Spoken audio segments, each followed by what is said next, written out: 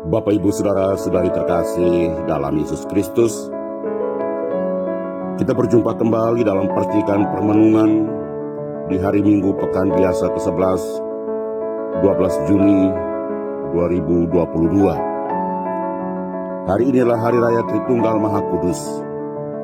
Bacaan Injil yang kita dengar dan kita renungkan hari ini diambil dari Injil Yohanes bab 16 ayat 12 sampai 15.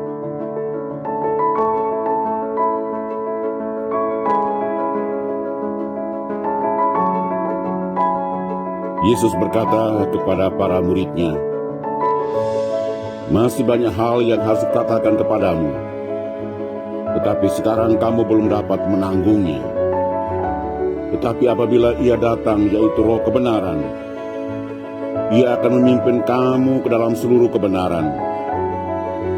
Sebab Ia tidak akan berkata-kata dari dirinya sendiri, tetapi segala sesuatu yang didengarnya, itulah yang akan dikatakannya, dan Ia akan memberitakan kepadamu hal-hal yang akan datang.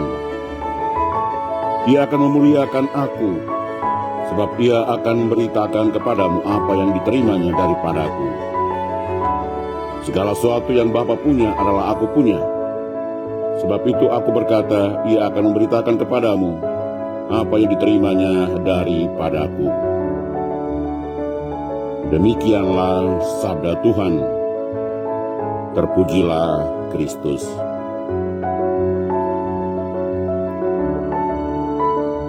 Bapak, Ibu, Saudara-saudari terkasih dalam Yesus Kristus,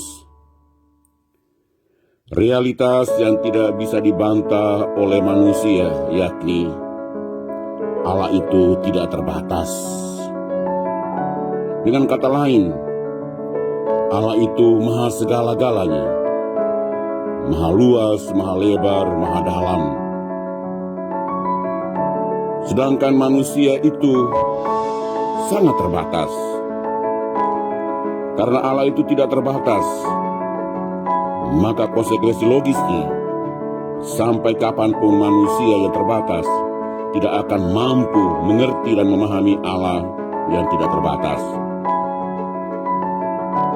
Harus diakui bahwa pada titik tertentu manusia tidak mampu mengandalkan rasio atau akal sehatnya. Maka di situ manusia mengandalkan imannya. Iman itulah yang menolong budi, atau iman itulah yang membantu rasio.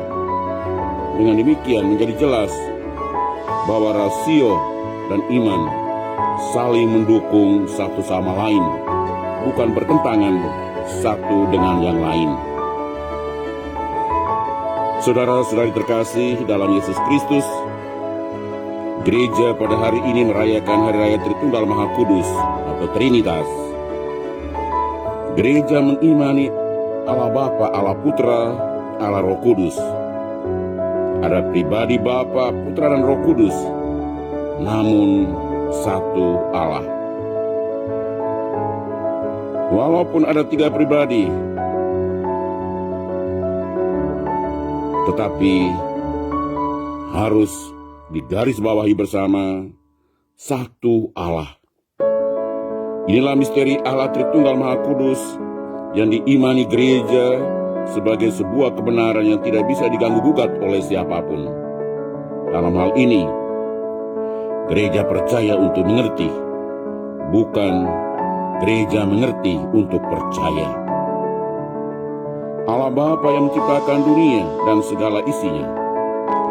Dari semua yang diciptakan Allah Bapa, manusialah yang diciptakan pada hari terakhir. Karena itulah manusia menjadi mahkota seluruh ciptaan. Artinya, manusia adalah makhluk yang sangat istimewa ketimbang makhluk hidup lainnya.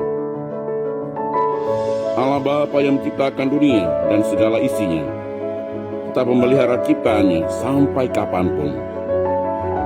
Dan harus disadari bersama bahwa Allah Bapa yang menciptakan dunia dan segala isinya, serta memeliharanya, mengharapkan agar manusia hidup dalam persekutuan dengannya. Ini semua terjadi karena cinta Allah Bapa bagi manusia.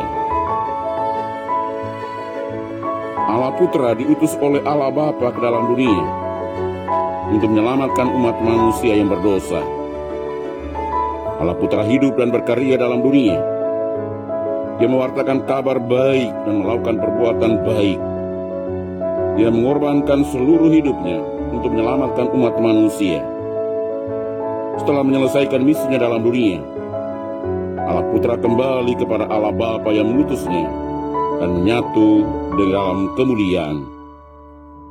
Harus diakui bersama bahwa Allah Putra menyerahkan dan mengorbankan seluruh hidupnya untuk menyelamatkan seluruh manusia karena cintanya bagi manusia.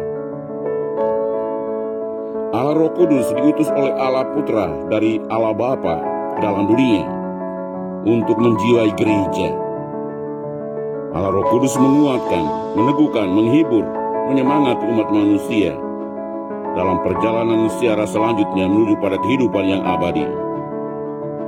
Allah Roh Kudus senantiasa terlibat dalam seluruh perjalanan hidup manusia.